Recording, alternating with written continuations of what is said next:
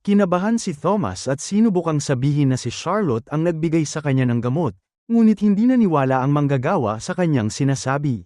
Nagtipon ng lahat at dinala si Thomas sa garahe kung saan itinali nila siya at nilagyan ng malakas na musika para walang makarinig sa kanilang gagawin sa kanya. Hinawakan nila ang mga binti ni Thomas at isa sa mga lalaki ang naghanda para barilin ang mga ito. Ngunit sa sandaling yun, isang butas ang lumitaw sa ilalim niya at siya ay nahulog sa loob kaya't nagkamali ang putok. Nagtakbuhan ang ibang mga manggagawa para tingnan ang nangyari at isang nilalang ang tumalon palabas ng butas.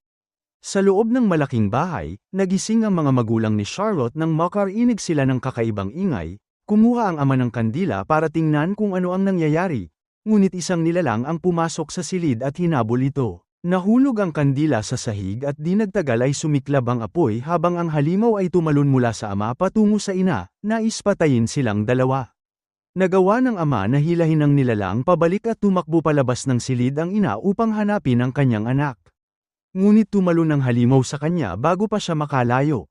Gumalaw muli ang nilalang upang magbago ng anyo at nagsimulang samuka sa babae bago ito inatake. Mula sa kanyang silid, narinig ni Charlotte